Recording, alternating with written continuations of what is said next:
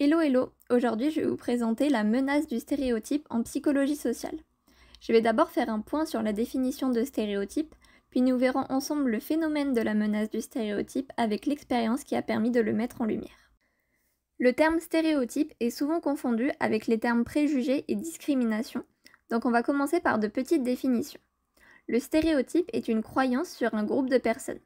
C'est par exemple penser que les Français sont romantiques ou que les psychologues suranalysent tout. Le préjugé, lui, va faire intervenir une réponse émotionnelle. C'est par exemple dire j'admire les Parisiens ou je n'aime pas les psychologues. Enfin, la discrimination est un comportement positif ou négatif envers un groupe de personnes. C'est par exemple les insultes racistes ou les comportements infantilisants avec les femmes. Maintenant, je peux vous présenter la menace du stéréotype. Ce phénomène a d'abord été défini comme la baisse de performance d'un individu ou d'un groupe à cause de la crainte de confirmer un stéréotype.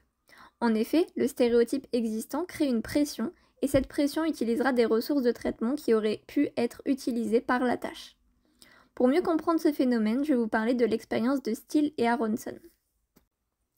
Steele et Aronson ont été les premiers chercheurs à montrer l'effet de la menace du stéréotype en s'intéressant à l'échec scolaire d'étudiants provenant de minorités ethniques.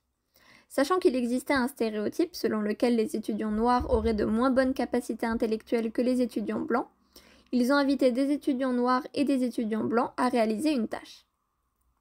Cette tâche était soit présentée comme une évaluation des capacités intellectuelles, soit comme une simple tâche de résolution de problèmes, mais évidemment c'était la même tâche dans les deux cas. Ils ont alors remarqué que quand la tâche était présentée comme une évaluation, les étudiants noirs ont eu de moins bonnes performances que dans l'autre condition. Pour les étudiants blancs, aucune différence de performance entre les conditions n'a été remarquée. Ils en ont alors conclu que la baisse de performance était due à la crainte de confirmer le stéréotype sur les capacités intellectuelles. Ce stéréotype a créé une pression et a empêché les étudiants noirs de se focaliser sur la tâche. Ce phénomène a été remarqué dans de nombreuses autres situations où des stéréotypes existent, comme les femmes qui auraient de moins bonnes performances en mathématiques que les hommes, ou les personnes âgées qui auraient une moins bonne mémoire que les jeunes. Des chercheurs ont également montré que la menace du stéréotype peut avoir un effet positif. Par exemple, l'activation du stéréotype asiatique pour des femmes asiatiques réalisant une tâche de mathématiques aura des conséquences positives sur leurs résultats en conditions d'évaluation.